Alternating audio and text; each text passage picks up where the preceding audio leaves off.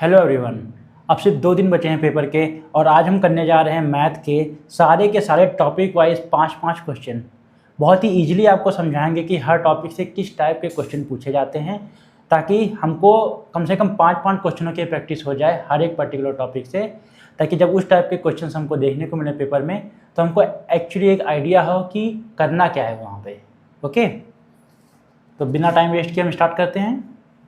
पहला टॉपिक है परसेंटेज। यहाँ से क्वेश्चन आता ही आता है आपका, डायरेक्टली हो चाहे इनडायरेक्टली। यहाँ पे पहला क्वेश्चन है 800 का 25% कितना होता है। अब ये देखिए 25% यानी कि 1/4।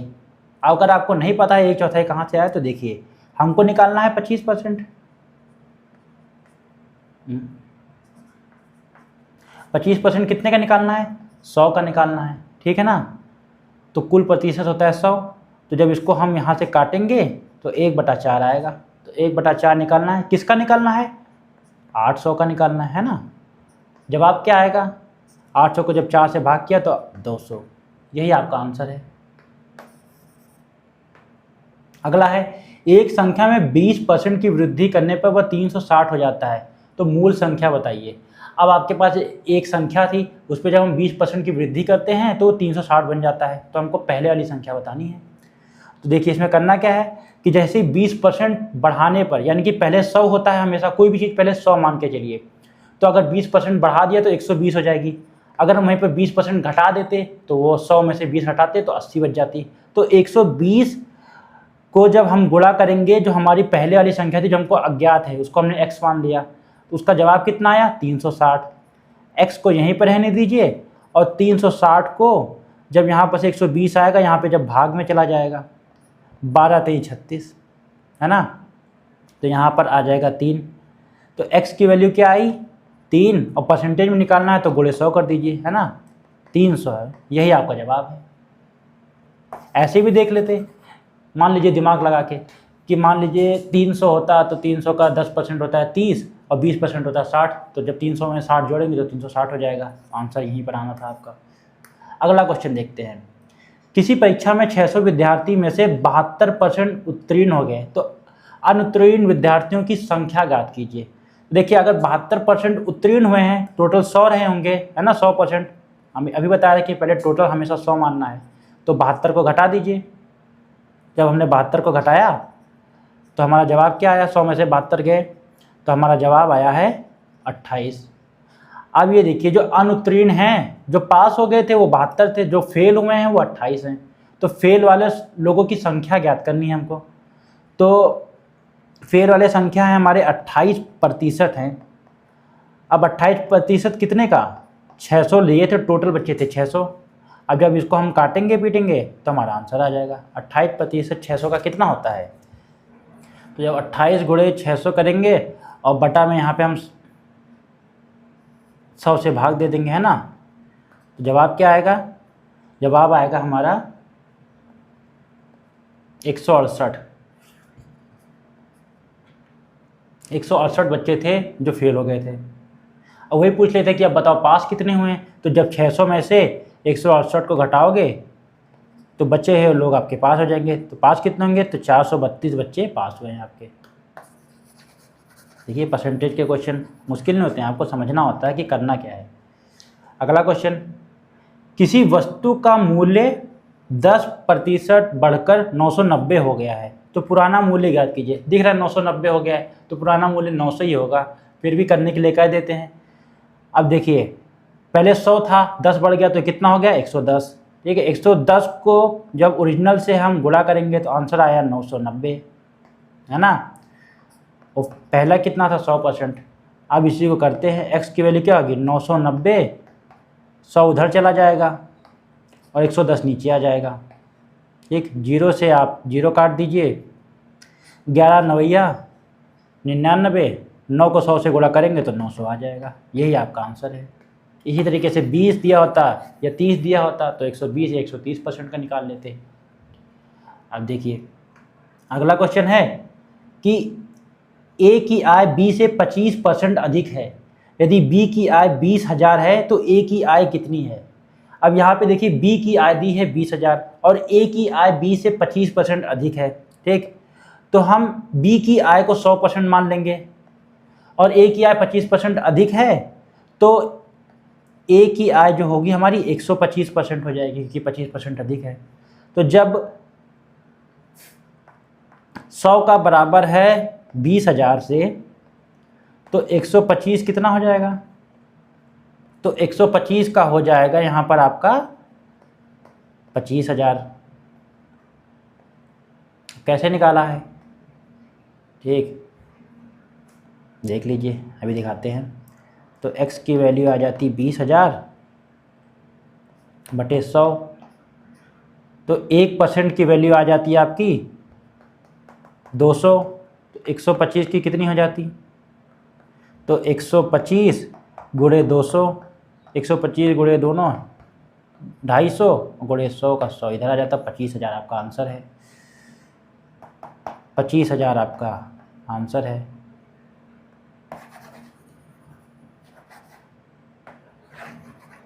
आप चलते हैं आगे। आगे है आपका, पहले हम करेंगे रेशियो एंड प्रोपोर्शन। ठीक, पहला क्वेश्चन दिया है ए से बी का अनुपात 3:4 है और बी से सी का अनुपात 2:5 है। तो बताइए ए, बी और सी का अनुपात कितना है? यहाँ पे दिया हुआ है ए और बी का अनुपात है, देखिए 3 और 4। ठीक, ए और बी, और जो बी और सी का अनुपात दे रखा है 2:5। तो हमको ए अनुपात बी अनुपात सी निकालना है। तो देखिए यहाँ पे दोनों में हमको दिख रहा है बी दे रखा है, तो नीचे वाले में क्या देखा है, इसको ले लेते हैं इक्वेशन नंबर 1, इसको ले लेते हैं इक्वेशन नंबर 2। तो देखिए इक्वेशन 1 में जो b की वैल्यू है वो है 4 और इक्वेशन जो 2 है उसमें जो b की वैल्यू है वो है 2। तो अगर दोनों में हम बराबर कर दें तो इसको पहले वाली को 1 से गुणा कर देंगे और दूसरी वाली को हम 2 से गुणा कर देंगे, है ना। तो पहला वाला भी 4 बन जाएगा और दूसरी वाली इक्वेशन भी हम 4 बन जाएगा जो 2 है b है। तो पहले वाले का आंसर क्या आ जाएगा? तो यहाँ पे 3.4 और यहाँ पर क्या आ जाएगा? यहाँ पे आ जाएगा जब 2 से गुणा करेंगे तो 4.10। अब देखिए ये a की वैल्यू है 3, b की वैल्यू हमको पता है 4 हो गई है, तो c की वैल्यू 10 है। तो आपका जवाब होगा 3.4.10। देखा, जो कॉमन है उसको हमने बराबर कर दिया दोनों में, हमारा आंसर आ गया। आगे चलते हैं। 360 को 2:3:4 में बांटना है। ठीक, तो तीनों को जोड़ दो, 4 + 3 7 + 2 9, और जो 360 है उसको 9 हिस्सों में पहले बांट दो ना। टोटल अनुपात कितना हो गया? 9 हो गया। 9 हिस्सों में बांटा तो एक का आपका आ गया है मूल्य, वो है 40। तो अब 2 का मूल्य कितना होगा? 80, और जो 3 है 3 का मूल्य कितना होगा आपका? 4 × 3 = 12, 120, और जो 4 का मूल्य कितना होगा? तो 4 का मूल्य आपका होगा 4 × 4 = 16, 160। ठीक, तो आपका 2:3:4, ये देखिए यही आपका 80:120:160। अगर इसको जोड़ेंगे तो हमारा आंसर 360 आना चाहिए। तो देखिए तीनों को जोड़ने पे 120 + 80 200 हो गया, 200 + 160 360। ये देखिए यही आपका जवाब था। वेरीफाई भी करके दिखा दिया हमने। क्वेश्चन अनुपात वाले भी मुश्किल नहीं होते हैं। दो संख्याओं का अनुपात 5:7 है तो उनका योग तथा उनका योग 144 है, तो बड़ी संख्या ज्ञात कीजिए। अब देखिए दो संख्याओं का अनुपात 5:7 है। ठीक, तो एक संख्या x होगी जिसका अनुपात 5 है, एक संख्या y होगी जिसका अनुपात है हमारा यहाँ पे 7। लेकिन आपको x और y से समझ नहीं रहा है तो हम दूसरी तरीके 5 और 7 को जोड़िए, कितना होता है? 12 होता है। 7 × 5 = 12। ठीक, अब 144 कुल है तो 144 को हम 12 से ही भाग दे देंगे, आंसर आएगा 12, क्योंकि 12 × 12 = 144। अब 12 आ गया तो पहले का क्या है? पहली वैल्यू क्या है? 5 से गुणा कर देंगे जब 12 को, तो पहली वैल्यू आ गया 12 × 5 = 60। दूसरी कितनी है? तो जो दूसरी संख्या थी 7 थी, तो 12 × 7 = 84। अब है आपकी बड़ी संख्या क्या है? बड़ी संख्या आपकी 84 है। यही आपका आंसर है।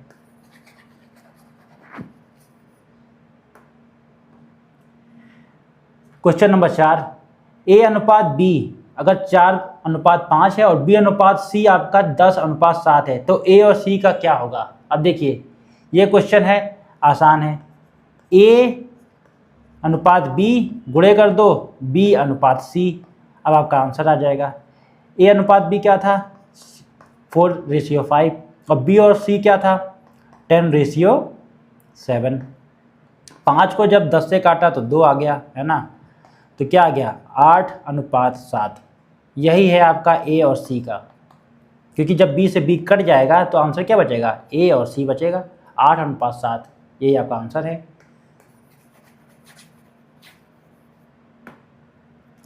दूध और पानी का अनुपात 7:3 है। 40 लीटर मिश्रण में पानी कितना होगा? ठीक, तो 40 लीटर कुल है जिसमें दूध और पानी दोनों मिक्स है। मान लीजिए एक बाल्टी में 40 लीटर है जिसमें दूध और पानी दोनों मिक्स है। और जब दूध और पानी, ठीक है, तो दूध का डी ले लेते हैं और पानी का पी लेते हैं। इन दोनों का अनुपात कितना है? 7:3। दोनों को जोड़ेंगे 7 और 3 कितना होता है? 10। ठीक, कुल है 40। तो 40 को फिर हम जो 7 और 3 दोनों को जोड़ेंगे, जो 10 आएगा तो 10 से भाग दे देंगे। 40 को 10 से भाग देंगे तो 4 है। एक की संख्या हमारी आ गई है। हमेशा अनुपात में एक की संख्या निकाल लो। एक की संख्या हमारी 4 के बराबर है, तो 7 की यानी कि दूध की 7 की कितनी हो जाएगी? 7 चौक 28। 3 की कितनी हो जाएगी? तो 4 3 12। ठीक, तो दूध की आपकी हो जाएगी, दूध 40 लीटर में से दूध कितना है? 28 लीटर आपका दूध है और 12 लीटर आपका पानी है। ये रहा आपका रेशियो वाला दूध वाला क्वेश्चन हो गया।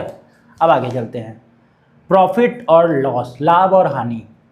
पहला क्वेश्चन है 500 की वस्तु को 600 में बेचने पर लाभ प्रतिशत ज्ञात कीजिए। पहले तो बताइए, अगर 500 का आपने कुछ खरीदा और 600 का बेच दिया तो आपको लाभ हुआ कि हानि? ये क्वेश्चन भी आता है, तो आपको लाभ हुआ है। ठीक, कितना लाभ हुआ है? तो 600 का हमने बेचा है ना, लाभ हुआ है। और खरीदा कितने का था? 500 का, तो माइनस कर लो। 100 रुपये का हमको लाभ हुआ है। कितने पे 100 रुपये का लाभ हुआ है? 100 रुपये का लाभ हमको हमेशा 500 पे निकालना है। ठीक है, 500 पे लाभ हुआ है, तो 100 को जब भाग दोगे 500 से तो आपका परसेंटेज 1/5। अब 1 को प्रतिशत में निकालेंगे तो 100 से गुणा कर दो, तो 100 को जब 5 से भाग करोगे तो 20% का आपको लाभ हुआ है ना। आगे चलते हैं,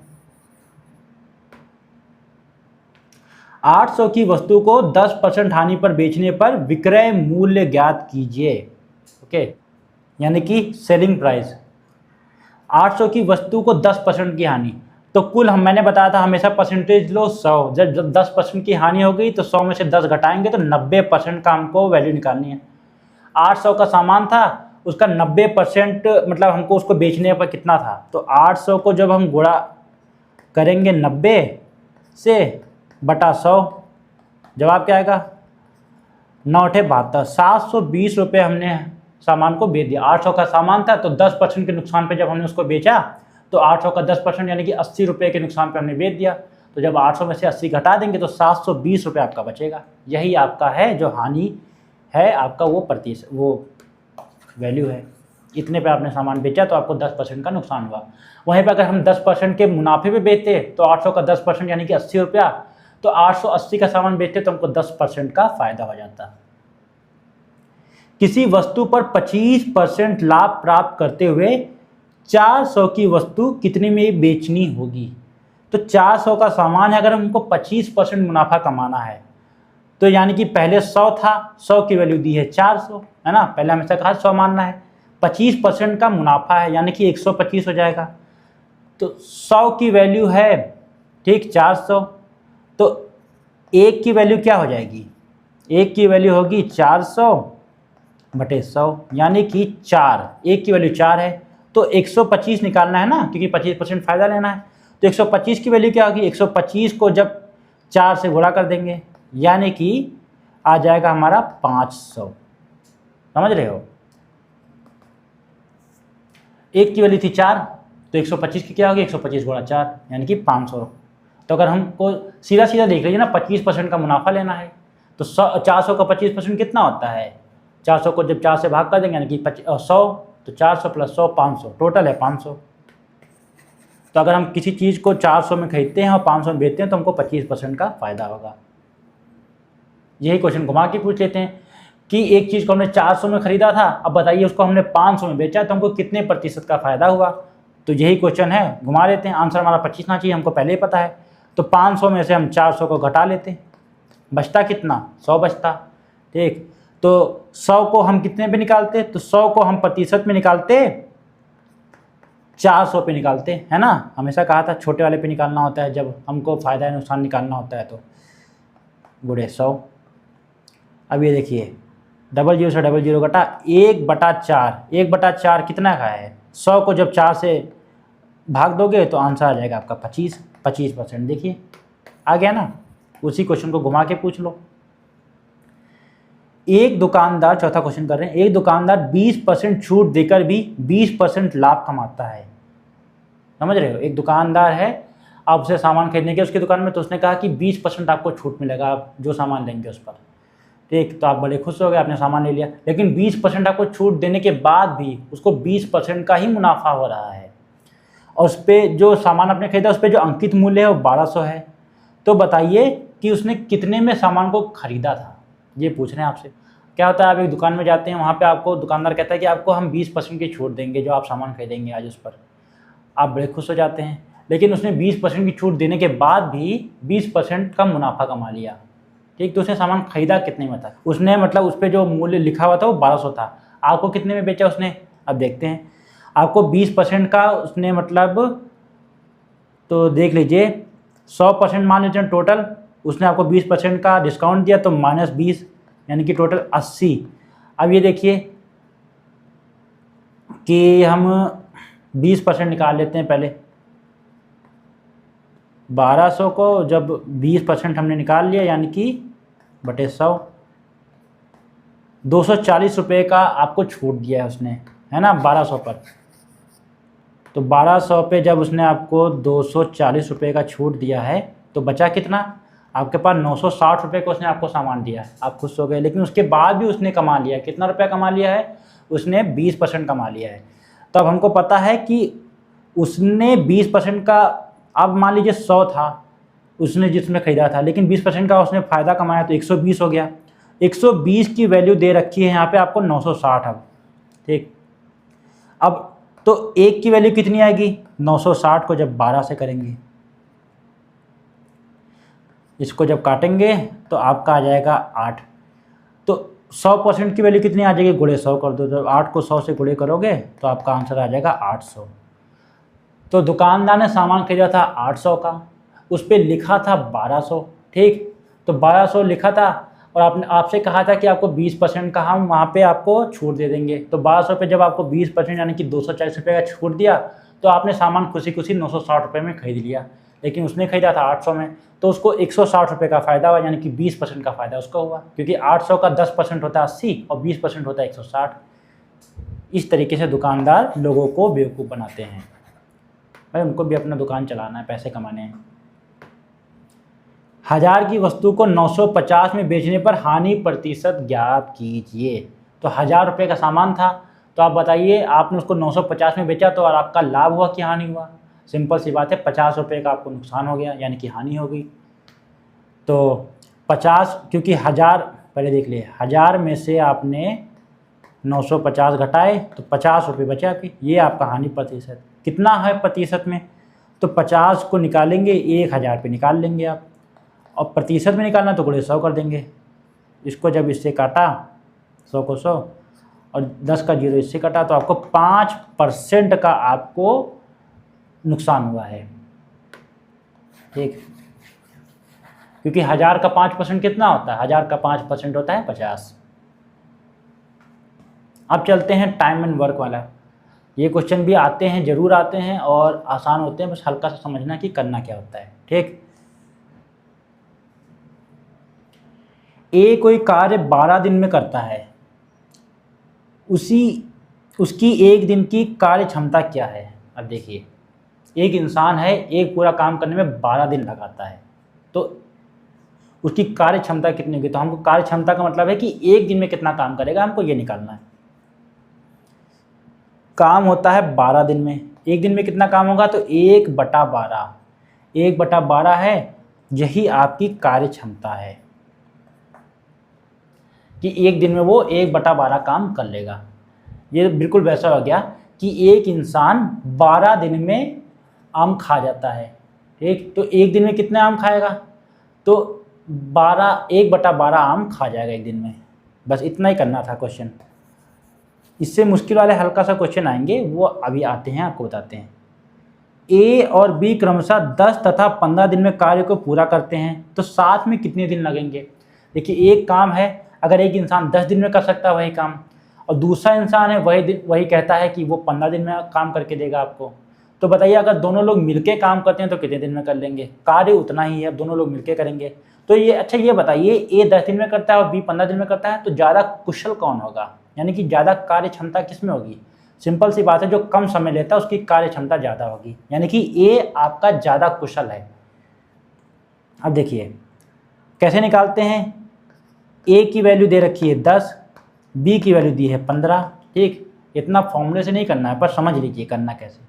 तो ए की कार्य क्षमता निकाल लेते हैं। ए की कार्य क्षमता निकालने के लिए क्या करते हैं, कभी भी कार्य क्षमता निकालने के लिए एक से जितना दे रखा होता है उसी को भाग दे देते हैं। बी की निकालने की कार्य क्षमता कितनी होगी, 1/15, यानी कि एक दिन में कितना काम कर लेगा, 1/15 कर लेगा।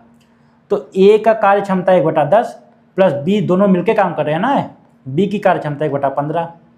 अब ले लीजिए 10 और 15 का एलसीएम। 10 और 15 का एलसीएम आता है 30।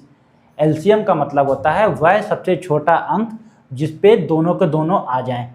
तो 10 में जो 30 है उसके पहाड़ा में मतलब 10 भी आता है, 10 के पहाड़ा में 30 आता है, 10 3 30, और 15 के पहाड़ा में भी 30 आता है, 15 दूना 30। तो 10 को 30 बनाने के लिए गुणे 3 करेंगे, यानी कि 1 है आपका वो 3 बन जाएगा। ठीक, और जो आपका 15 है उसको 30 बनाने के लिए 2 से गुणा करेंगे, यानी कि 1 और यहाँ पे 2 हो जाएगा। अब टोटल जब जोड़ेंगे तो 3 + 2 5, 5/30, यानी कि 1/6। एक दिन में काम जो करेंगे दोनों मिलके वह 1/6 करेंगे। तो पूरा काम कितना करेंगे, तो इसी को जब उल्टा घुमा दोगे तो पूरा काम कर लेंगे, यानी कि पूरा काम करने में वो लोग 6 दिन लगाएंगे। तो अगर ए है वो 10 दिन में आपका काम कर रहा है अकेला, और बी अकेला 15 दिन में काम कर रहा है, तो ए की कार्य क्षमता कितनी होगी, 1/10, यानी कि एक दिन में 1/10 काम कर लेगा, और बी आपका 1/15 काम कर लेगा। दोनों का एलसीएम ले लेंगे, 30 आएगा। तो 10 को 30 बनाने के लिए 3 से गुणा करेंगे तो 3 आएगा, और 15 को 30 बनाने के लिए 2 से गुणा करेंगे तो 3 2 5, और जब 5 को 30 से भाग के तो 1/6। तो यानी कि आपका एक दिन का कार्य निकल गया। तो दोनों लोग मिलकर एक दिन में कितना काम करेंगे, 1/6। तो पूरा काम कितने दिन में कर लेंगे, तो 6 दिन में आपका काम कर लेंगे। इसी को पलट दोगे, यानी कि 6 दिन आपका आंसर आ गया। ये ऐसे करना होता है। अभी अगला क्वेश्चन करेंगे तो आपको और ज़्यादा समझ आएगा। ए अकेला 20 दिन में कार्य करता है, 5 दिन बाद बी जुड़ता है और कार्य 5 दिन में पूरा हो जाता है। ठीक, तो बी अकेला कितने दिन में काम करेगा। अब देखिए आपको दे रखा है कि ए अकेला 20 दिन में आपका काम कर सकता है पूरा का पूरा। तो ए की 20 दिन में कर सकता है, तो ए की कार्य क्षमता क्या है, एक दिन में कितना काम करेगा, कार्य क्षमता का मतलब 1/20, अभी बताया था आपको, है ना, सीधा 1 से भाग कर दो उसको। अब 5 दिन ए अकेला काम करता है। अब बताइए अगर वो 20 दिन में आपका काम कर लेगा तो 5 दिन में आपका कितना काम करेगा ए अकेला, 1/4, है ना। 5 को जब, यानी कि 1/4 आपका काम हो जाएगा, 1/4 काम आपका बी कर लेगा 5 दिन में। उसके बाद बचा हुआ काम जो बचा है 3/4 जो काम बचा है आपका, उसके बाद बी भी ए के साथ मिलके काम करने लगता है। अब दोनों लोग मिलके काम करते हैं तो बचा हुआ काम जो आपका 15 दिन में अकेला ए करता वो सिर्फ 5 दिन में कर लेते हैं। तो हमको बताना है कि बी कितने दिन में अकेला काम कर लेता। तो कितने दिन में काम कर रहे हैं, 5। ये इतना काम है तो कार्य क्षमता कितनी होगी, इसी का उल्टा, यानी कि 4/3। तो 5 × 4/3 ये आपका टोटल हो जाएगा। इसकी वैल्यू क्या आ गई, 5 को 20/3, 20/3। तो ये टोटल इतना टाइम लगाते काम करने में। अब बताइए एक दिन का काम कितना है, ए और बी दोनों मिलकर कितना करेंगे, तो इसी का उल्टा कर लेंगे, आपको बताया था 3/20। एक दिन में 3/20 काम कर लेंगे। अब ये बताइए आगे कि ए कितना काम करता था अकेले, दोनों मिलके कर रहे हैं। ए काम करता था अकेला 1/20 करता था ना एक दिन में, तो इसी 3/20 में से जब 1/20 माइनस करेंगे तो आंसर आएगा 2/20, क्योंकि ए प्लस बी यहाँ हमको दे रखा है वो 3/20 है। इसमें से हमने जब ए वाला काम घटा दिया 1/20, ए वाला काम घटा दिया 1/20, तो हमारा बचा 2/20। तो अकेला बी का बचा हमारा काम। तो बी की वैल्यू है 1/10। जब इसको काटेंगे 1/10, तो बी अकेला 10 दिन में काम कर लेता आपका। यही आपका आंसर है। बहुत लोगों को समझ नहीं आया होगा। ठीक, इसमें दे ये रखा था कि ए अकेला 20 दिन में काम कर लेता है, तो एक दिन में कितना काम करेगा, 1/20। पर 5 दिन तक बी ने मतलब ए ने अकेले काम किया तो कितना काम कर लेगा, तो 1/4 काम कर लेगा वो। बचा हुआ 3/4 काम है, उसको करने के लिए आपने बी को भी बुला लिया। ठीक, तो ए और बी दोनों ने मिलकर बचा हुआ काम कर लिया। 3/4 कितने दिन में कर लिया, 5 दिन में कर लिया बचे।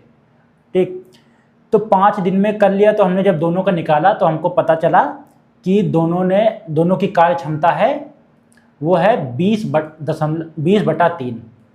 तो एक दिन में कितना काम कर लेंगे, तो उसी का उल्टा कर लेंगे, यानी कि 3/20।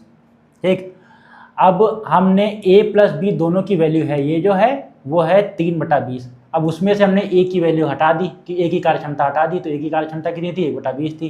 तो 3 में से जब 1 गया तो बचा 2/20। तो जब काटा पीटा तो पता चला 1/10 बचा। तो जो b की है, b की कार्य क्षमता निकल गई हमारे पास, यानी कि एक दिन में b कितना काम करता है, 1/10 करता है। तो कुल काम अकेला कितने दिन में कर लेता है वो, तो 10 दिन में काम कर लेता है वो। यही हमारा आंसर है। अब आगे चलते हैं। 15 व्यक्ति 12 दिन में कार्य पूरा करते हैं, तो 20 व्यक्ति कितने दिन में काम कर लेंगे। देखिए 15 लोग हैं मिलके काम कर रहे हैं, 12 दिन में कर रहे हैं। ठीक, तो टोटल काम कितना हो जाएगा, 15 लोग काम कर रहे हैं तो एक दिन में कितना काम करेंगे, 15 काम करेंगे। ठीक, मान लीजिए एक आदमी एक ही काम कर रहा है, तो 12 दिन में कितना काम करेंगे, तो 15 × 12, यानी कि यहाँ पे आ जाएगा 180। जब गुणा कर देंगे टोटल आ जाएगा 180 काम है टोटल। वही लोग जब 20 लोग मिलके करेंगे, तो जब 180 को आप 20 से भाग कर दीजिए अब, है ना, क्योंकि अब 20 लोग काम कर रहे हैं ना, तो कितने दिन में काम कर लेंगे। जब भाग किया तो आपको पता लगा कि 9 दिन में आपका काम पूरा हो जाएगा। यानी कि 15 लोग मिलके 12 दिन में काम कर रहे हैं, तो 20 लोग मिलके आपका 9 दिन में काम कर लेंगे। कैसे निकाला ऐसे कि 15 लोग एक दिन में 15 काम करेंगे, तो 12 दिन में कितना काम कर लेंगे, तो 15 × 12 यानी कि 180। तो टोटल काम ही हमारा 180, हमको ये पता चल गया। तो 180 काम है हमारा टोटल, और 20 लोग करेंगे तो 20 से भाग कर दिया, तो हमारा आंसर आ गया कि कितने दिन में काम कर लोगे भाई तुम लोग। आगे, ए बी से 2 गुना कार्य कुशल है। यदि बी कार्य को 18 दिन में करता है तो ए कितने दिन में करेगा। देखिए इसका आंसर तो आप दिमाग से भी निकाल सकते हैं, वैसे आपको करके भी दिखा दूंगा। ए है वो बी से दुगना कार्य कुशल है, तो अगर आप किसी से दुगना अच्छे हैं तो आप उसके कोई भी काम करने में उसे आधा वक्त लगाएंगे। तो अगर बी है वो 18 दिन लेता है, तो ए जो उससे दुगना अच्छा है वो उसका आधा यानी कि 9 दिन में काम कर लेगा। यही आपका आंसर है। एक आगे क्वेश्चन है, टाइम स्पीड एंड डिस्टेंस का क्वेश्चन है ये। इसमें दे रखा है कि 60 किलोमीटर प्रति घंटा की गति से 180 किलोमीटर की दूरी तय करने में कितना समय लगेगा। अब देखिए ये क्वेश्चन है बहुत आसान। कैसे करेंगे, 1 घंटा में 60 किलोमीटर प्रति घंटा की जो आपकी गति है, इसका मतलब क्या होता है कि आप 60 किलोमीटर चलेंगे 1 घंटा में। ये जो प्रति घंटा लिखा है ना, किलोमीटर पर आवर, इसका मतलब होता है कि कितने किलोमीटर आप चलेंगे 1 घंटा में। तो 1 घंटा में आप 60 किलोमीटर चल रहे हैं, तो 180 चलना है, तो 180 से आपको 60 को भाग कर देना है ना। 6 × 18 आपको पता है, यानी कि आपको टोटल 3 घंटे लगेंगे 180 किलोमीटर को चलने में, अगर आप 60 की गति से चल रहे हैं तो। आगे चलते हैं। एक ट्रेन 72 किलोमीटर प्रति घंटा की गति से चल रही है, 2 घंटे में कितनी दूरी तय करेगी। अगर आप 72 किलोमीटर की प्रति घंटा की स्पीड से चल रहे हैं तो 2 घंटे में कितना चलेंगे, तो 72 × 2 कर लीजिए, कितना होता है 144 किलोमीटर आप चलेंगे। यानी कि ट्रेन 144 किलोमीटर चली जाएगी 2 घंटे में। बेसिक समझ लेंगे तो आपको आगे करने में आसानी होगी। एक व्यक्ति 5 किलोमीटर प्रति आवर की गति से चलता है और 15 किलोमीटर दूरी तय करने में समय ज्ञात कीजिए। 1 घंटा में 5 किलोमीटर चलते हैं तो 15 किलोमीटर कितनी देर में चल लेंगे, तो 15 को जब आप 5 से भाग करेंगे यानी कि 3 घंटे में आप 15 किलोमीटर पूरे कर लेंगे।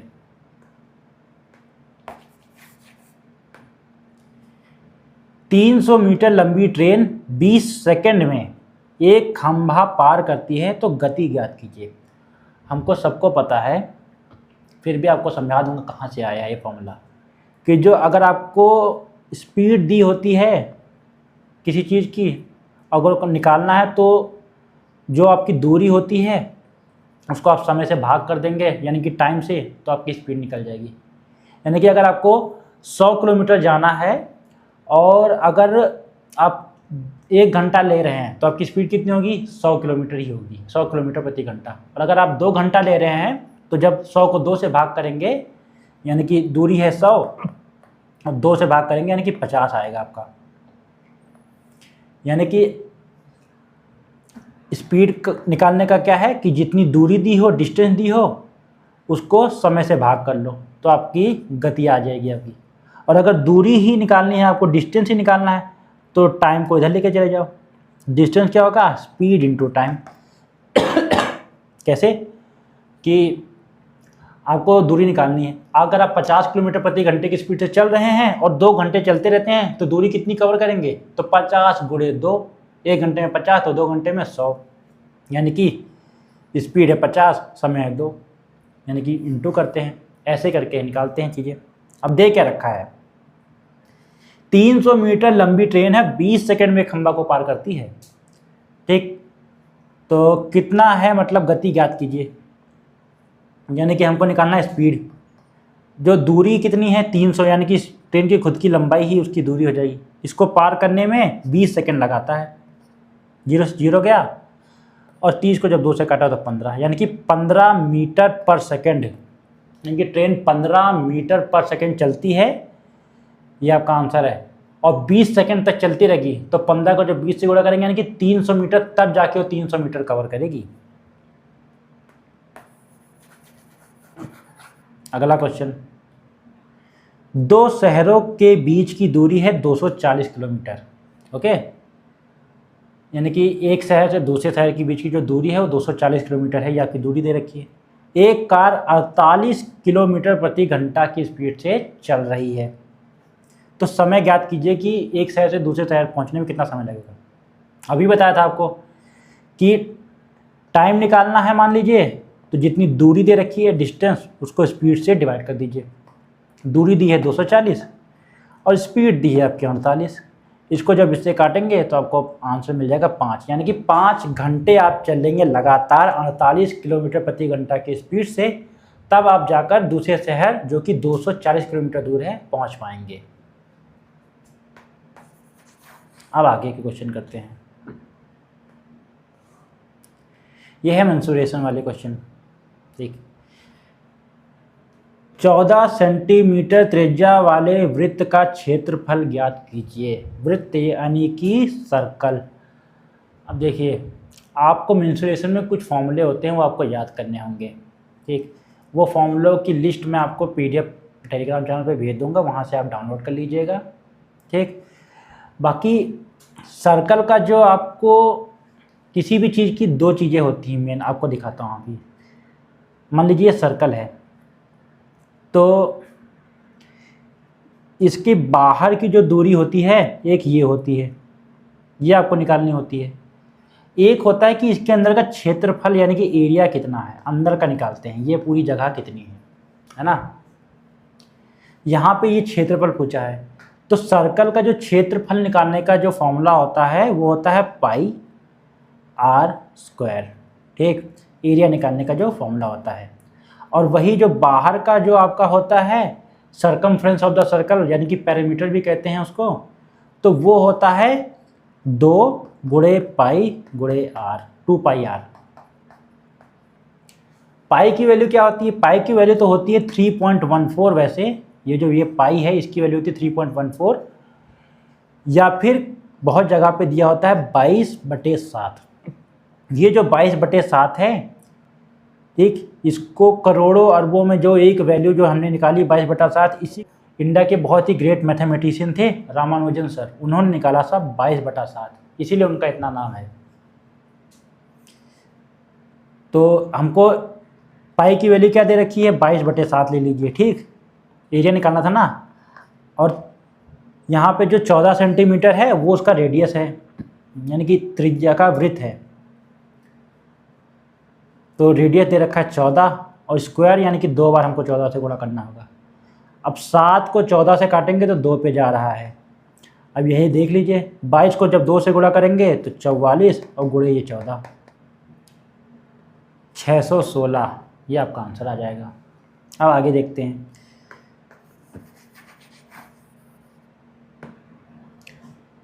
बीस मीटर गुणे 15 मीटर आयत का क्षेत्रफल ज्ञात कीजिए।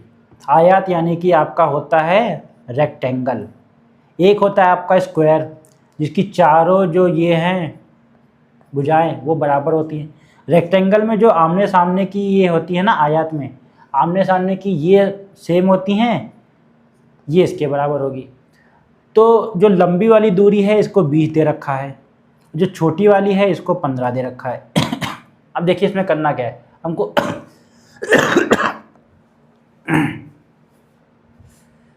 क्षेत्रफल निकालना है।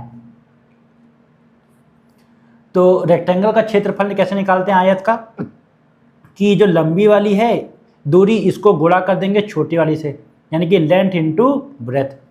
लेंथ हमारी दे रखी है 20 और जो ब्रेथ है वो दे रखी है 15। तो जब 15 गुणे 20 करोगे यानी कि 300, ये आपका आंसर है।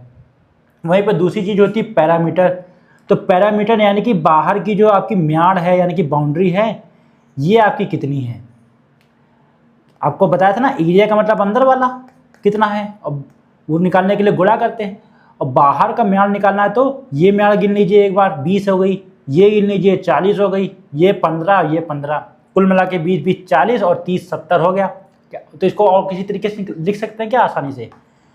तो 2 बार हम लेंथ को गिन लें क्योंकि दोनों बराबर है, प्लस 2 बार हम ब्रेथ को गिन लें, है ना, यानी कि इनको गिन लें हम, यानी कि 2 कॉमन ले लें, अंदर L प्लस B, यानी कि 2 अंदर लेंथ थी 20 प्लस ब्रेथ थी 15, यानी कि 2 गुणे यहाँ पे 35, 70 आपका आंसर आ गया। स्क्वायर में क्या होता है, स्क्वायर में भी यही लेंथ होती है ये और ये ब्रेथ, पर इसमें सब कुछ बराबर होता है क्योंकि चारों भुजाएं बराबर होती हैं। तो चाहे लेंथ इंटू ब्रेथ कीजिए तो लेंथ इंटू इसको भी लेंथ मान लीजिए।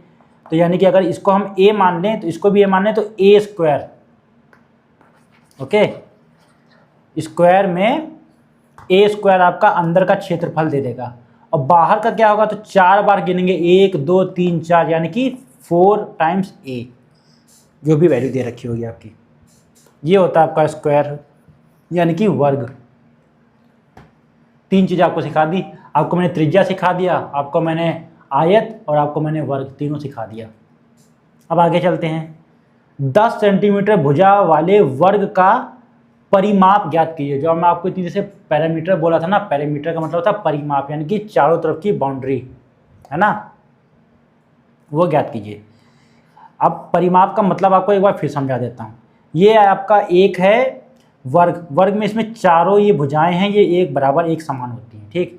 अब मान लीजिए एक आपको यहाँ पर रस्सी से नापना है, चारों तरफ बाउंड्री बनानी है, तो कितनी रस्सी लगेगी, तो इधर से इधर तक नापेंगे, इधर से इधर तक नापेंगे, इधर से इधर तक नापेंगे, इधर से इधर तक नापेंगे, तब आपकी रस्सी कितनी आएगी, तो आप बताएंगे तो दुकान से खरीद के लाएंगे। हमको दे रखा है कि एक की, हमको एक साइड की वैल्यू दे रखी है 10 दे रखी है, तो चारों तरफ की हमको अलग अलग नापने की जरूरत है कि जब हमको पता है एक वर्ग में चारों एक ही जैसी होती हैं तो सीधा गुणे 4 कर देंगे, 4 गुणे 10 40, यही आपका है परिमाप स्क्वायर का। और अगर अंदर का क्षेत्रफल पूछा होता तो कैसे निकालते, अभी बताया, a स्क्वायर यानी कि 10 गुणे 10 100 होता अंदर का क्षेत्रफल।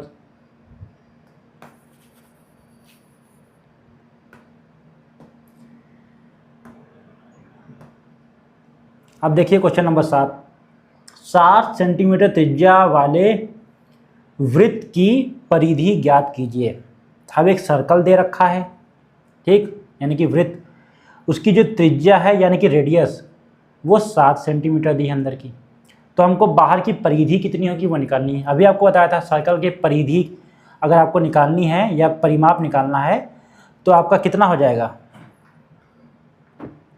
तो जो परिधि निकालनी है आपको उसका फॉर्मूला था 2 पाई r, है ना। दो पाई की वैल्यू क्या बताई थी 22/7 और आर आपको दे रखा है, आर की वैल्यू है 7।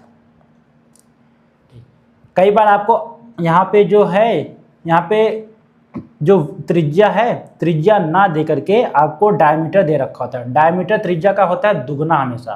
तो अगर आपको यहाँ पे डायमीटर दे रखा हो तो डायमीटर कितना होता है 7 का गुणा 2 यानी कि 14 दी होती। तो अगर आपको एग्जाम में 14 दिया होता तो आपको आर निकालने के लिए उसको 2 से भाग दे देते, तो आपका यहाँ पे त्रिज्या आ जाता। इसका जवाब क्या होगा, 7 से 7 कट गया तो 22 गुणे 2 यानी कि 44। आपकी जो परिधि है इस सर्कल की, जिसका आपका वृत्त दे रखा, त्रिज्या आपको 7 दे रखी है, वो है 44।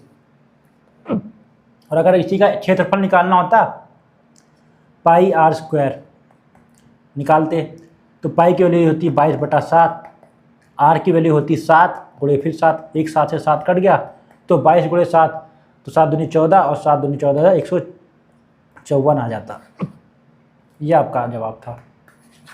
क्षेत्रफल निकालते तो यहाँ पे परिधि निकालना था। अगला क्वेश्चन, 8 सेंटीमीटर लंबाई है, 6 सेंटीमीटर चौड़ाई है तथा 5 सेंटीमीटर ऊंचाई, घनाभ का आयतन ज्ञात करें। ठीक, तो आपको मतलब आयतन यानी कि वॉल्यूम यहाँ पे आप दे रखा है। देखिए पहले ये रेक्टेंगल था ना, अब रेक्टेंगल ना दे करके आपका दे रखा है यहाँ पर एक रेक्टेंगल। क्या होता है, एक कागज होता है वो रेक्टेंगल होता है, और वहीं पर आपका ये जो घनाभ होता है ना, तो घनाभ क्या होता है यानी कि वॉल्यूम क्या होता है। अगर आपको एक कार्डबोर्ड का डब्बा दे दे, एक डब्बा देखा है, उसके अंदर आप पानी भर सकते हैं, मान लीजिए कितना पानी आएगा, वो आपका आयतन होता है। कैसे निकालेंगे, आपको 8 दे रखा है, 6 दे रखा है और 5 दे रखा है, तो वॉल्यूम निकालने के लिए तीनों को गुणा कर दीजिए। 8 गुणे 6 यानी कि L into B into H, तीनों को गुणा कर दीजिए इंटू 5। 8 पंचे 40 और 4 छंग 24 यानी कि 240 सेंटीमीटर दे रखा है, तो सेंटीमीटर क्यूब, है ना। जब 2 बार गुणा करते हैं तो स्क्वायर आता है ना, सेंटीमीटर स्क्वायर लिखते हैं, देखा होगा आपने। जब क्षेत्रफल निकालते हैं तो स्क्वायर में निकालते हैं ना, और जब 3 बार गुणा करते हैं तो क्यूब आ जाता है ना। 1 2 3 बार किया ना, क्यूब आ गया आपका।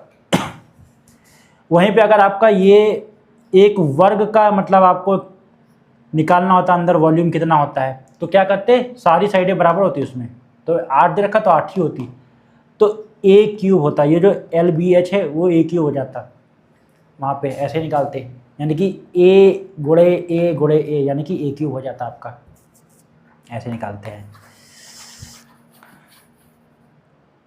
अब आगे चलते हैं। कोडिंग डिकोडिंग दे रखा है, ये आपको मैं क्या ही समझाऊँ, ये क्वेश्चन आपके लिए आसान है, तो आप ये लोग खुद कर लीजिएगा, देख लीजिए।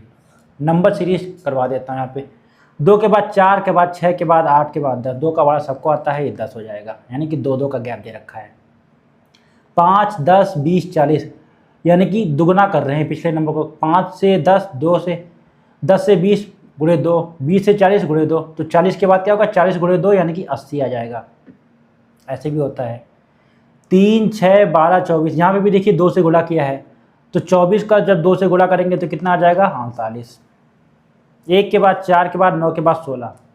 अब देखिए मुझे यहाँ पे दिख रहा है कि 1 का स्क्वायर, फिर 2 का स्क्वायर है, फिर 3 का स्क्वायर है, फिर 4 का स्क्वायर है, फिर आगे आएगा 5 का स्क्वायर। 1 का स्क्वायर 1, 2 का स्क्वायर 2 दूनी 4, 3 का स्क्वायर 3 त्रिका 9, 4 का स्क्वायर 4 चौक 16, तो 5 का स्क्वायर 50 25। ठीक, ये आपका जवाब है, आगे आता 25। अब देखिए 7 14 21 28, 7 का पहाड़ा है तो 7 तो 25 35, यहाँ पे 35 आ जाता। ठीक, कई बार आपको गुणे 2 प्लस एक संख्या जोड़ के बता देंगे, माइनस करके बता देंगे, या फिर +3, तो हर बार 2 से गुणे करके 3 कर देंगे। ऐसे करके सीरीजें आती हैं, आपको देखना होगा कि वहाँ पे कर क्या रहे हैं।